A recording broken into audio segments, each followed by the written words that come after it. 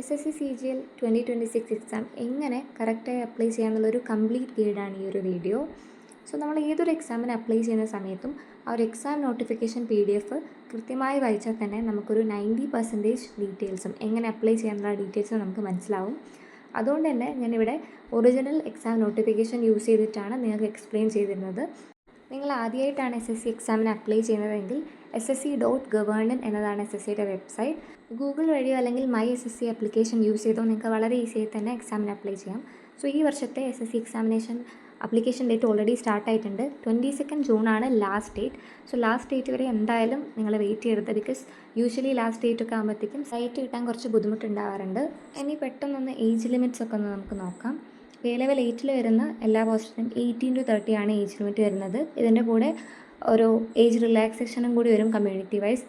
Level 7ലും 18 to 30, 20 to 30 ഒക്കെയാണ് age limit വരുന്നത്. ഓരോ പോസ്റ്റ് അനുസരിച്ച് ചെറിയ ചെറിയ വ്യത്യാസങ്ങളുണ്ടാവും. അത് നിങ്ങൾ അപ്ലൈ ചെയ്യുമ്പോൾ തന്നെ കറക്റ്റ് വായിച്ച് മനസ്സിലാക്കണം. ലെവൽ 6ൽ നോക്കുമ്പോഴും ഓൾമോസ്റ്റ് എല്ലാ പോസ്റ്റിനും 18 to 30യും ചില പോസ്റ്റിന് മാത്രം 18 to 32വും ഏജ് ലിമിറ്റ് വരുന്നുണ്ട്. ലെവൽ 5ൽ വരുന്ന ജോബ്സിന് കുറച്ചുകൂടി ഏജ് ലിമിറ്റ് കുറവാണ്. 18 to 27 ആണ് വരുന്നത്. അപ്പോൾ എബവ് 27 ഒക്കെ ഉള്ള ആളുകൾ അപ്ലൈ ചെയ്യുന്ന സമയത്ത് ഏജ് റിലാക്സേഷൻ ഉണ്ടെങ്കിൽ അത് വെച്ചിട്ട് അപ്ലൈ ചെയ്യാൻ ശ്രദ്ധിക്കണം. ലെവൽ 4ൽ വരുന്ന പോസ്റ്റുകളും 18 to 27 തന്നെയാണ് ഏജ് ലിമിറ്റ് വരുന്നത്. നിങ്ങൾ 27, 30 ഒക്കെ ഏജിലുള്ള ആളുകളാണെങ്കിൽ ഈ ഒരു ബോക്സ് ഒന്ന് ശ്രദ്ധിക്കുക. 18 to 27 കാറ്റഗറിയിൽ വരുന്നവർ 1999 സെപ്റ്റംബർ 2നും 2008 സെപ്റ്റംബർ 1നും ഇടയിൽ ജനിച്ചവരായിരിക്കണം. അതേപോലെ 20 to 30 ഇയേഴ്സ് ഗ്രൂപ്പിൽ വരുന്നവർ 1996 സെപ്റ്റംബർ 2നും 2006 സെപ്റ്റംബർ 1നും ഇടയിൽ ജനിച്ചവരായിരിക്കണം. ആൻഡ് 18 to 30 ഇയേഴ്സ് ഏജ് ഗ്രൂപ്പിൽ വരുന്നവർ 1996 സെപ്റ്റംബർ 2ന് മുന്നേ ജനിച്ചവരായിരിക്കരുത്. സോ ഈ ഡേറ്റ്സ് ഒക്കെ ഒന്ന് കറക്റ്റ് നോക്കിയാൽ മതി അപ്ലൈ ചെയ്യുന്ന സമയത്ത്. ഏജ് റിലാക്സേഷൻ നോക്കുകയാണെങ്കിൽ SC/ST കാൻഡിഡേറ്റ്സിന് 5 ഇയേഴ്സ്, OBC കാൻഡിഡേറ്റ്സിന് 3 ഇയേഴ്സ്, PWD കാൻഡിഡേറ്റ്സിന് 10 ഇയേഴ്സ് അങ്ങനെയാണുള്ളത്. അതുകൂടാതെ കുറച്ചധികം കാറ്റഗറീസ് ഇവിടെ മെൻഷൻ ചെയ്തിട്ടുണ്ട്. Now let's look into educational qualifications. Assistant audit officer പോസ്റ്റിൻ്റെ essential qualification is any bachelor's ഡിഗ്രിയാണ്. ഇവിടെ ഡിസൈറബിൾ ക്വാളിഫിക്കേഷൻസ് എന്ന് പറഞ്ഞിട്ട് കുറച്ചധികം ഡിഗ്രീസും കാര്യങ്ങളും മെൻഷൻ ചെയ്തിട്ടുണ്ട്. ഇത് നിർബന്ധമല്ല. ഇത് ഏതെങ്കിലും ഒരു പോയിന്റിൽ ഇൻ്റർവ്യൂ ടൈമിലൊക്കെ ടൈ ഒക്കെ വരികയാണെങ്കിൽ it will help you. That's it. And coming to assistant audit officer, essential qualification is same bachelors ഡിഗ്രിയാണ്. പ്ലസ് ഇവിടെ ഒരു എക്സ്ട്രാ പോയിന്റ് വരുന്നത് പ്രൊഫഷ്യൻസി ഇൻ റീജിയണൽ ലാംഗ്വേജ്. ഇത് സ്റ്റേറ്റ് കാഡറാണ്. സോ ആ ഒരു സ്റ്റേറ്റിലെ റീജിയണൽ ലാംഗ്വേജ് നിങ്ങൾക്ക് എഴുതാനും വായിക്കാനും മനസ്സിലാക്കാനും അറിയണം. കൂടാതെ ഈ ഒരു സബ്ജക്റ്റ് സെക്കൻഡറി സ്കൂൾ ലെവലിൽ പഠിച്ച് പാസ്സായിരിക്കണം. പ്രൊഫഷ്യൻസി സർട്ടിഫിക്കറ്റ് ആണ് പറയുന്നത്. അപ്പോൾ നമ്മൾ യൂഷ്വലി 10th എക്സാം എഴുതുമ്പോൾ നമുക്ക് ഓൾറെഡി നമ്മളൊരു റീജിയണൽ ലാംഗ്വേജ് എന്തായാലും പഠിക്കും. ആ ഒരു സർട്ടിഫിക്കറ്റിൻ്റെ കാര്യമാണ് ഇവിടെ ഉദ്ദേശിക്കുന്നത്. അസിസ്റ്റൻറ്റ് അക്കൗണ്ടൻസ് ഓഫീസറിനും സെയിം ക്വാളിഫിക്കേഷനാണ് വരുന്നത്. പിന്നെ ശ്രദ്ധിക്കേണ്ട ഒരു പോസ്റ്റാണ് ജൂനിയർ സ്റ്റാറ്റിസ്റ്റിക്കൽ ഓഫീസറാണ്. ഇതിൻ്റെ qualification bachelor's degree in any subject plus 12ൽ 60% മാർക്കോടെ മാത്സ് പാസ്സായിരിക്കണം. ഇനി ഈ 12ൽ മാത്സ് പഠിച്ചിട്ടില്ലെങ്കിൽ നിങ്ങൾ എനി ബാച്ചിലേഴ്സ് ഡിഗ്രി അതിൻ്റെ കൂടെ ഒരു കോംപ്ലിമെൻ്ററി സബ്ജക്റ്റായിട്ട് സ്റ്റാറ്റി പഠിച്ചിട്ടുണ്ടായിരിക്കണം. സോ 2 ക്വാളിഫിക്കേഷൻ ആണെങ്കിലും ഓക്കെയാണ്. ഇനി സ്റ്റാറ്റിസ്റ്റിക്കൽ ഇൻവെസ്റ്റിഗേറ്റർ പോസ്റ്റ് ഉണ്ട്. ഇതിന് സ്റ്റാറ്റി ഓർ മാത്തമാറ്റിക്സിൽ ഡിഗ്രി മസ്റ്റാണ്. മാത്തമാറ്റിക്സ് മാത്രമല്ല, കുറച്ചധികം സബ്ജക്റ്റ് ഉണ്ട്. Economics, demography or population studies, operation research or information technology, അങ്ങനെ ഒരുപാട് ഡിഗ്രീസ് ഇവിടെ മെൻഷൻ ചെയ്തിട്ടുണ്ട്. ഈ മെൻഷൻ ചെയ്ത ഏതെങ്കിലും ഒരു ഡിഗ്രി നിങ്ങൾക്ക് ക്വാളിഫിക്കേഷനായിട്ട് വേണം. ബാക്കി എല്ലാ പോസ്റ്റിൻ്റെയും ക്വാളിഫിക്കേഷൻ എനി ബാച്ചിലേഴ്സ് ഡിഗ്രിയാണ്. സോ ബാച്ചിലേഴ്സ് ഡിഗ്രിയുള്ള ഏതൊരാൾക്കും ബാക്കി എല്ലാ പോസ്റ്റിനും അപ്ലൈ ചെയ്യാൻ പറ്റും. ആൻഡ് ഫൈനൽ ഇയർ സ്റ്റുഡൻസിനാണെങ്കിൽ അവർ സെപ്റ്റംബർ 1ന് മുന്നേ 2026 സെപ്റ്റംബർ 1ന് മുന്നേ അവരുടെ കോഴ്സിൻ്റെ റിസൾട്ട് വരികയാണെങ്കിൽ they can also apply. Application fee 100 rupees. ഇത് മെന്നിന് മാത്രമാണ് അപ്ലിക്കബിൾ. വിമൻ, അതേപോലെ SC/ST കാൻഡിഡേറ്റ്സ്, അതേപോലെ PWD കാൻഡിഡേറ്റ്സ് അവർക്കെല്ലാം ഫീ എക്സംഷൻ ഉണ്ട്. പിന്നെ എക്സാം സെൻറ്റേഴ്സ് ഇവിടെ കൊടുത്തിട്ടുണ്ട്. കേരളത്തിൽ എറണാകുളം, കൊല്ലം, കോട്ടയം, കോഴിക്കോട്, തൃശ്ശൂർ, ട്രിവാൻഡ്രം, കണ്ണൂരാണ് എക്സാം സെൻറ്റേഴ്സ് വരുന്നത്. സോ അത് അപ്ലൈ ചെയ്യുന്ന സമയത്ത് ശ്രദ്ധിച്ചു കൊടുക്കുക. എക്സാമിനേഷൻ നോക്കുകയാണെങ്കിൽ Tier 1 and Tier 2 ആയിട്ടാണ് എക്സാം കണ്ടക്ട് ചെയ്യുക. Tier 1ലെ സിലബസ് വരുന്നത് reasoning, general awareness, quantitative aptitude and English ആണ്. ഓരോ സബ്ജക്റ്റിൽ നിന്നും 25 ക്വസ്റ്റ്യൻസ് ഈച്ച് ആയിരിക്കും. ഒരു ക്വസ്റ്റ്യൻ 2 മാർക്കാണ്. ഇനി ഇത്തവണ എക്സാം പാറ്റേണിൽ ചെറിയൊരു ചേഞ്ച് വന്നിട്ടുണ്ട്. ഇത്രയും കാലം നമുക്ക് 1 hour കംപ്ലീറ്റ് എക്സാം ചെയ്താൽ യൂസ് ചെയ്യായിരുന്നു. ഇത്തവണ മുതൽ 15 minutesൻ്റെ സെക്ഷണൽ ടൈമർ വന്നിട്ടുണ്ട്. സോ ഒരു 15 minute കഴിഞ്ഞാൽ ഒരു സെക്ഷൻ കഴിയും, നെക്സ്റ്റ് സെക്ഷനിലേക്ക് ഓട്ടോമാറ്റിക്കലി പോകും. So take care of that. പിന്നെ ഓരോ സബ്ജക്ട്സിൻ്റെയും സിലബസ് അത്യാവശ്യം ഡീറ്റെയിൽ ആയിട്ട് തന്നെ പ്രൊവൈഡ് ചെയ്തിട്ടുണ്ട്. സോ നിങ്ങളൊരു ബിഗിനർ ആണെങ്കിൽ നിങ്ങൾക്ക് ഈ PDF റെഫർ ചെയ്താൽ തന്നെ സിലബസിനെ പറ്റി ഒരു ക്ലിയർ കട്ട് ഐഡിയ കിട്ടും. പിന്നെ നോക്കുകയാണെങ്കിൽ മാൽ പ്രാക്ടീസും കാര്യങ്ങളൊക്കെ ചെയ്യുകയാണെങ്കിൽ എത്ര ഇയേഴ്സ് നിങ്ങളെ ഡീബാർ ചെയ്യാം എന്നുള്ള കാര്യങ്ങളും ഡീറ്റെയിൽസൊക്കെയാണ്. ഇമ്പോർട്ടൻ്റ് ആയിട്ടുള്ള ഓൾമോസ്റ്റ് എല്ലാ പോയിൻറ്റ്സും കവർ ചെയ്തതെന്ന് വിചാരിക്കുന്നു. ഇനി നമുക്ക് എങ്ങനെ അപ്ലൈ ചെയ്യാമെന്ന് നോക്കാം. സോ ഇതാണ് SSC വെബ്സൈറ്റ്. ഇവിടെ ലോഗിൻ ഓർ രജിസ്റ്റർ ഓപ്ഷൻ കാണാം. നിങ്ങൾ ഫസ്റ്റ് ടൈമാണ് എക്സാമിന് അപ്ലൈ ചെയ്യുന്നതെങ്കിൽ ഫസ്റ്റ് നിങ്ങൾ രജിസ്റ്റർ ചെയ്യണം. ഇനി ഓൾറെഡി ചെയ്ത ആളാണെങ്കിൽ ലോഗിൻ ചെയ്യാം. നിങ്ങളുടെ രജിസ്ട്രേഷൻ നമ്പർ കൊടുക്കുക, പിന്നെ പാസ്വേഡ് കൊടുക്കുക, എന്നിട്ട് നിങ്ങൾക്ക് ലോഗിൻ ചെയ്യാം. ഫസ്റ്റ് ടൈം രജിസ്റ്റർ ചെയ്യുന്ന ആളുകളാണെങ്കിൽ നിങ്ങൾക്ക് എങ്ങനെ രജിസ്റ്റർ ചെയ്യണമെന്നുള്ള കറക്റ്റ് എക്സ്പ്ലനേഷനും വിത്ത് പിക്ചേഴ്സ് ഈ ഒരു PDF കൊടുത്തിട്ടുണ്ട്. അത് ഞാനിപ്പോൾ കാണിക്കുന്നില്ല. ഇനി അപ്ലൈ ചെയ്യുമ്പോൾ ശ്രദ്ധിക്കേണ്ട കുറച്ച് കാര്യങ്ങൾ ഇവിടെ പറഞ്ഞിട്ടുണ്ട്. നമ്മൾ ഫോട്ടോ എടുക്കുന്ന സമയത്ത് ലൈവ് ഫോട്ടോ ആണ് ക്യാപ്ചർ ചെയ്യേണ്ടത്. ആ സമയത്ത് ക്യാമറ ഐ ലെവലായിരിക്കണം, നല്ല വെളിച്ചമുള്ളൊരു പ്ലേസ് ആയിരിക്കണം. നിങ്ങൾ സ്പെക്സോ മാസ്കോ കാര്യങ്ങളൊന്നും വെയർ ചെയ്യരുത്. നിങ്ങളുടെ ഫേസ് കറക്റ്റ് വിസിബിൾ ആയിരിക്കണം. ഫോട്ടോ നമ്മൾ ലൈവായിട്ടാണ് അപ്ലോഡ് ചെയ്യുന്നത്, പക്ഷേ സിഗ്നേച്ചർ നമ്മൾ സെപ്പറേറ്റ് ഫോട്ടോ എടുത്ത് അപ്ലോഡ് ചെയ്യണം. സോ അപ്ലൈ ചെയ്യുന്നതിന് മുന്നേ തന്നെ ഫോട്ടോ എടുത്ത് ഇവിടെ പറഞ്ഞ ഫോർമാറ്റിൽ 10 to 20 KB, അതേപോലെ ഹൈറ്റ് 6 വിഡ്ത്ത് 6 സെൻറ്റിമീറ്ററും ഹൈറ്റ് 2 സെൻറ്റിമീറ്ററുമാണ്. ഇവിടെ 4 ആണ് കൊടുത്തിട്ടുള്ളത്, പക്ഷേ നമ്മൾ അപ്ലോഡ് ചെയ്യുന്ന ആ ഒരു ടൈമിൽ അവിടെ 6 സെൻറ്റിമീറ്ററാണ് പറയുന്നത്.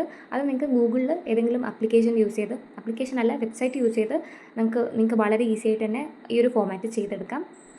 ഏജ് റിലാക്സേഷൻ വേണ്ടവർ അപ്ലൈ ചെയ്യുമ്പം അത് ടിക്ക് ചെയ്യാൻ ഒരിക്കലും മറക്കരുത്. സോ ഇനി നമുക്ക് ആപ്ലിക്കേഷൻ പ്രോസസ്സിലേക്ക് പോവാം. നിങ്ങൾ വെബ്സൈറ്റ് കയറുന്ന സമയത്ത് നിങ്ങളുടെ പ്രൊഫൈലിൽ കയറുമ്പോൾ ഇങ്ങനെയാണ് കാണുക. സോ ഇത് സ്ക്രോൾ ഡൗൺ ചെയ്യുമ്പോൾ താഴെ ഫിൽ ഫോം കാണും, അതിൽ ക്ലിക്ക് ചെയ്യുക. Then it will take you to a page like this. ഈ ഒരു പേജ് ആക്ച്വലി ഫിൽഡ് ആയിട്ടാണ് വരിക, പക്ഷേ ഞാനിവിടെ PDF വെച്ച് ആണ് നിങ്ങൾക്ക് എക്സ്പ്ലെയിൻ ചെയ്ത് തരുന്നത്, അതുകൊണ്ടാണ് ഇത് ഫില്ലല്ലാതെ വന്നത്. സോ നമ്മൾ രജിസ്ട്രേഷൻ ചെയ്യുന്ന സമയത്ത് ഈ ഡീറ്റെയിൽസൊക്കെ പേഴ്സണൽ ഡീറ്റെയിൽസ് ഫില്ല് ചെയ്തതാണ്, അതുകൊണ്ട് തന്നെ നിങ്ങൾക്ക് ഡയറക്റ്റ്ലി നെക്സ്റ്റ് അടിക്കാം. അതിനുശേഷം നമ്മൾ എഡ്യൂക്കേഷൻ ഡീറ്റെയിൽസ് ആണ് ഫില്ല് ചെയ്ത് കൊടുക്കുന്നത്. ഇവിടെ ഹയസ്റ്റ് ക്വാളിഫിക്കേഷൻ ചോദിച്ചിട്ടുണ്ട്. സോ നിങ്ങൾ പോസ്റ്റ് ഗ്രാജുവേഷൻ ഒക്കെ ചെയ്ത ഒരാളാണെങ്കിൽ ഹയസ്റ്റ് ക്വാളിഫിക്കേഷൻ പോസ്റ്റ് ഗ്രാജുവേഷൻ ആണ് കൊടുക്കേണ്ടത്. അത് കഴിഞ്ഞ് ക്വാളിഫയിങ് എക്സാമിനേഷൻ ഡീറ്റെയിൽസിനാണ് നമ്മൾ ഗ്രാജുവേഷൻ ഡീറ്റെയിൽസ് കൊടുക്കുന്നത്. ഇവിടെ നമ്മൾ സ്റ്റാറ്റസ് ഓഫ് എക്സാമിനേഷൻ ചോദിക്കുന്നുണ്ട്, പാസിംഗ് ഇയർ ചോദിച്ചിട്ടുണ്ട്, അതുപോലെ യൂണിവേഴ്സിറ്റി, പെർസെൻറ്റേജ് ഓഫ് മാർക്സ് ഒക്കെയാണ് ചോദിക്കുന്നത്. ഇവിടെ പെർസെൻറ്റേജ് ഓഫ് മാർക്സ് കൊടുക്കുകയാണെങ്കിൽ നിങ്ങൾക്ക് CGPA കൊടുക്കാൻ പറ്റില്ല, അതേപോലെ CGPA കൊടുക്കുകയാണെങ്കിൽ പെർസെൻറ്റേജ് ഓഫ് മാർക്സ് കൊടുക്കാൻ പറ്റില്ല. അപ്പോൾ ഏതെങ്കിലും ഒന്ന് കൊടുക്കാം. സേവ് ക്ലിക്ക് ചെയ്യുക. പിന്നെ നമ്മൾ കൊടുക്കേണ്ടത് അഡീഷണൽ ഡീറ്റെയിൽസ് ആണ്. നിങ്ങൾ എക്സ് സർവീസ് മെൻ ആണോ എന്നാണ് ചോദിക്കുന്നത്. ആണെങ്കിൽ യെസ് അല്ലെങ്കിൽ നോ. പിന്നെ ഇവിടെയാണ് ഏജ് റിലാക്സേഷൻ്റെ കാര്യങ്ങൾ പറയുന്നത്. സോ ഏജ് റിലാക്സേഷൻ വേണ്ടവരാണെങ്കിൽ കറക്റ്റായിട്ട് യെസ് മാർക്ക് ചെയ്യുക. യെസ് മാർക്ക് ചെയ്യുകയാണെങ്കിൽ നിങ്ങളോട് ഏത് കാറ്റഗറിയിലാണ് നിങ്ങൾ ഏജ് റിലാക്സേഷൻ സീക്ക് ചെയ്യുന്നതെന്ന് ചോദിക്കും. അവിടെ OBC ആണെങ്കിൽ OBC, EWS അല്ലെങ്കിൽ PWD അത് കറക്റ്റ് മാർക്ക് ചെയ്ത് കൊടുക്കുക. ലാസ്റ്റ് ക്വസ്റ്റ്യൻ, നമ്മുടെ പേഴ്സണൽ ഡീറ്റെയിൽസ് വേറെ ജോബ് ഓപ്പർച്യൂണിറ്റീസിന് അവൈലബിൾ ആക്കി കൊടുക്കണമെന്നാണ്. അത് തീർച്ചയായിട്ടും നമുക്ക് യെസ് കൊടുക്കാം. Then click on save and it will take you to the next session. ഇവിടെ നമ്മൾ എക്സാം സെൻറ്റേഴ്സിൻ്റെ പ്രിഫറൻസ് ആണ് കൊടുക്കുന്നത്. അപ്പോൾ നമ്മൾ ഓൾറെഡി ഏതൊക്കെയാണ് എക്സാം സെൻറ്റേഴ്സ് അവൈലബിൾ നോക്കിയിട്ടുണ്ട്. സോ നമുക്ക് ഏറ്റവും അടുത്ത സെൻറ്റർ തന്നെ ഫസ്റ്റ് കൊടുക്കാം. അങ്ങനെ 3 പ്രിഫറൻസ് കൊടുക്കണം. അതിനുശേഷം മീഡിയം ഓഫ് എക്സാമിനേഷൻ സെലക്ട് ചെയ്യുക, ഇംഗ്ലീഷ് കൊടുക്കുക. അത് പിന്നെ you have to select it again. പിന്നെ പേഴ്സൺ വിത്ത് ഡിസബിലിറ്റി ഫിൽ ചെയ്യാനുള്ള ഓപ്ഷനാണ്. സ്ക്രൈബ് വേണമെങ്കിൽ അതിൽ യെസ് ക്ലിക്ക് ചെയ്യുക. ഇവിടെ ഒന്ന് ശ്രദ്ധിക്കണം, ജൂനിയർ സ്റ്റാറ്റിസ്റ്റിക്കൽ ഓഫീസറിന് അപ്ലൈ ചെയ്യുന്നുണ്ടോ എന്നാണ്. നിങ്ങൾക്ക് ക്വാളിഫിക്കേഷൻ ഉണ്ടെങ്കിൽ യെസ് കൊടുക്കാം. ആൻഡ് അവിടെ do you possess the equivalent qualification ഉണ്ടോ എന്നാണ് ചോദിക്കുന്നത്. അപ്പം നമ്മൾ അപ്ലൈ ചെയ്യുന്നുണ്ടെങ്കിൽ ഡെഫിനറ്റ്ലി നമുക്ക് ക്വാളിഫിക്കേഷൻ ഉണ്ട്. So click on yes. അങ്ങനെ ഓരോ പോസ്റ്റിനും ചോദിക്കുന്നുണ്ട് സെപ്പറേറ്റ് ആയിട്ട്. സോ ഫസ്റ്റ് സെക്ഷനിലെല്ലാം സ്റ്റാറ്റിസ്റ്റിക്കൽ അസിസ്റ്റൻറ്റ്, ജൂനിയർ ആ ഒരു പോസ്റ്റുകളാണ് ചോദിക്കുന്നത്. സോ എല്ലാം വായിച്ച് നിങ്ങൾക്ക് ക്വാളിഫിക്കേഷൻ ഉണ്ടെങ്കിൽ മാത്രം യെസ് കൊടുക്കുക. After that languages studied and passed at matriculation level ചോദിച്ചിട്ടുണ്ട്. ഇവിടെ 2 ലാംഗ്വേജസ് ചൂസ് ചെയ്യാനുള്ള ഓപ്ഷനാണുള്ളത്. സോ ഡെഫിനറ്റ്ലി ഫസ്റ്റ് ലാംഗ്വേജ് ഇംഗ്ലീഷും സെക്കൻഡ് മലയാളം ആയിരിക്കും ചൂസ് ചെയ്യേണ്ടത്. ബിക്കോസ് ഇവിടെ അസിസ്റ്റൻറ്റ് ഓഡിറ്റർ പോസ്റ്റിന് സ്റ്റേറ്റ് കാഡറിൽ നമുക്ക് ക്വാളിഫിക്കേഷനായിട്ട് വരുന്നത് റീജിയണൽ ലാംഗ്വേജ് ആണ്. സോ അതുകൊണ്ട് തന്നെ മലയാളം ചൂസ് ചെയ്യുക. Medium of matriculation exam choose ചെയ്ത് കൊടുക്കുക. ഇംഗ്ലീഷ് ആണെങ്കിൽ ഇംഗ്ലീഷ്, മലയാളം ആണെങ്കിൽ മലയാളം. അതിനുശേഷമാണ് അസിസ്റ്റൻറ്റ് ഓഡിറ്റർ പോസ്റ്റുകളുടെ ഡീറ്റെയിൽസ് നമ്മൾ കൊടുക്കുന്നത്.